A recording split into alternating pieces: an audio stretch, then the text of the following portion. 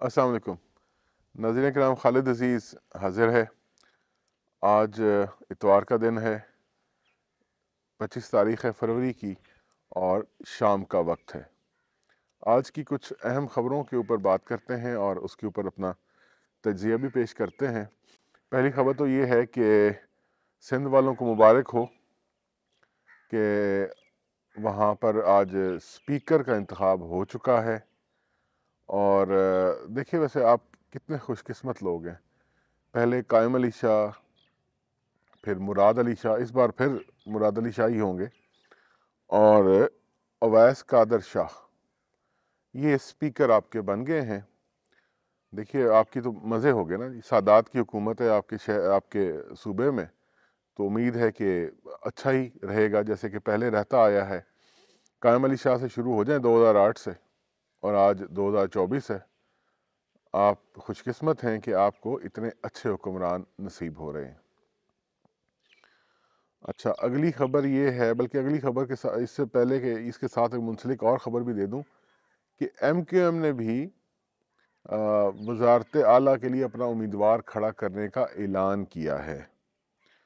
अली खुर्शीदी साहब हैं, ये MQM के उम्मीदवार होंगे वज़ारत आला के लिए, और वो मुकाबला करेंगे सैयद मुराद अली शाह साहब का। अब MQM वालों को उनको समझाए क्यों सादात के मुकाबले में अपना उम्मीदवार खड़ा कर दिया। जब वफाक में इकट्ठा ही बैठना है तो वहाँ पे क्यों एक नेक आदमी की मुखालफत में अपना उम्मीदवार खड़ा कर रहे हैं।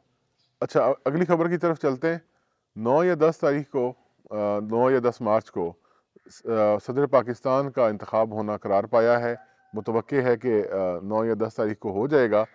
और जैसा कि सबको मालूम है कि जरदारी साहब एक दफ़ा फिर जलवा अफरोज़ होंगे। आपको याद होगा, मैंने एक वीडियो में जब ये इंतखाबात हुए थे 8 फरवरी को, उसके अगले दिन या एक आध दिन बाद मैंने कहा था कि गोल कीपर का जो रोल है वो जरदारी साहब ही निभाएंगे, और इस सिस्टम के अंदर सबसे जो अहम रोल है वो सदर पाकिस्तान का ही लगता है। तो लिहाजा जरदारी साहब जो हैं वो उम्मीद है कि एक बार फिर 5 साल इस मनसब पर फायज रहेंगे। जरदारी साहब के बारे में कहा जाता है, एक जरदारी सब पे भारी, तो साबित हो गया। और एक और नारा भी उनके मुतालिक लगाया जाता है, अगली बारी फिर जरदारी। तो देख लें, अब जरदारी साहब दोबारा से सदर पाकिस्तान बन रहे हैं। आगे क्या होना है वो आपकी किस्मत और हमारी किस्मत। अच्छा, अब एक अहम खबर है। खबर इसलिए अहम है क्योंकि ये हमारी, आपकी, हम सब की सेहत के मुतालिक है। 5 ऐसी फार्मास्यूटिकल कंपनीज को ढूंढा गया है जिनके मुतालिक पता चला है कि वो मुज़र सेहत अद्वियात जो हैं वो बना रही थी। अच्छा, अब ये बना क्या रही थी? ये बना रही थी over the counter medicine. Over the counter medicine वो होती है जिसके लिए आपको डॉक्टर का नुस्खा दरकार नहीं होता। जैसे सर दर्द की दवाई होगी, बुखार की हल्की फुल्की दवाई होगी, कोई छोटी मोटी इस तरह की जो बीमारियां होती हैं उसकी, इसको ओवर द काउंटर मेडिसिन कहते हैं। जैसे पैरासीटामोल है या नेप्रोक्सन है, ये इस तरह की जो दवाइयाँ होती हैं उनको। अच्छा, 5 कंपनियां जो ऐसी हैं जिनमें एक तो उनको ढूंढा गया है कि वो ये कर रही थी, और साथ ओवर द काउंटर मेडिसिन बना रही थी, और साथ न्यूट्रासूटिकल्स बना रही थी। न्यूट्रासूटिकल्स ये होते हैं कि जानवरों में या दरख्तों में, यानी नबातात में पाए जाने वाले ऐसे अज्जा जो कि इंसानी सेहत के लिए बहुत फ़ायदेमंद होते हैं, और वो एक किस्म के सप्लीमेंट्स ही होते हैं, वो बना रही थी ये कंपनियां।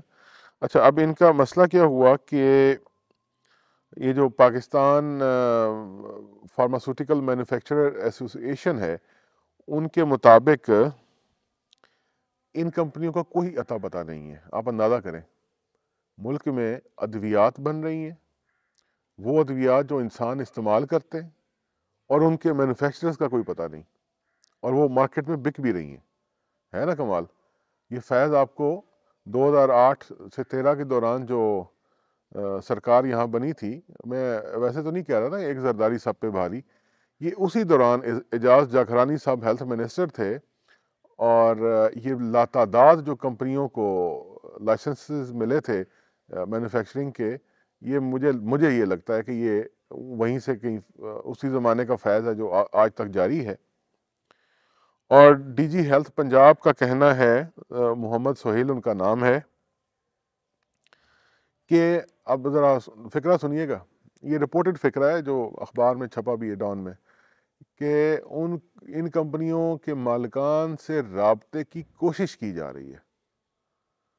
ملک میں دوائیاں بن رہی ہیں، دوائیاں لوگ کھا رہے ہیں اور ان کے مالکان کا اتا پتہ ہی نہیں ہے، اور کوشش کی جا رہی ہے کہ ان کے مالکان تک پہنچا جا سکے۔ اچھا، ساتھ ہی یہ صحت کے حوالے سے چونکہ اہم معاملہ ہے تو میں ایک اور چیز بھی بتا دوں کہ ڈریپ جو کہ drug regulatory authority of Pakistan, یعنی یہ وہ ادارہ ہے جس کی منظوری سے ہی تمام ادویات جو ہیں وہ آپ بیچ سکتے ہیں۔ اصولی طور پہ ایسا ہی ہوتا ہے، لیکن یہ جیسے ابھی آپ کو بتاتا ہوں کہ 7 ایسی کمپنیوں کا پتہ چلایا گیا جو پروپائلین گلائکول، یہ ایک پروپائلین گلائکول ایک ایسا کیمیکل ہے جو کہ اینٹی فریزنگ ہوتا ہے، یعنی وہ پروڈکٹ کو جمنے نہیں دیتا۔ اس کی بہت زیادہ مقدار وہ دوائیوں میں 7 ایسی کمپنیوں کو پتہ چلا ہے کہ وہ اپنی ادویات میں اس جو پروپائلین گلائکول ہے اس کی آمیزش ضرورت سے بہت زیادہ کر رہے تھے، اور یہ انتہائی خطرناک ہوتا ہے۔ یہ عام طور پہ پولی ایسٹر کے اس کام میں یوز ہوتا ہے، ادویات میں استعمال ہوتا ہے، لیکن اس کی مقدار ایک محدود حد تک ہوتی ہے، اور پھر اس سے وہ یعنی تاکہ وہ صحت کے حوالے سے نقصان دہ نہ ہو جائے۔ یہ حالات ہیں۔ اچھا، یہاں پہ آپ کو ایک اور یاد بھی کرا دوں، اپنے حنیف عباسی صاحب بھی دوبارہ ایم این اے بن چکے ہیں راولپنڈی سے۔ اب آپ جانیں اور آپ کی قسمت جانیں۔ مجھے اجازت دیجیے، اللہ حافظ۔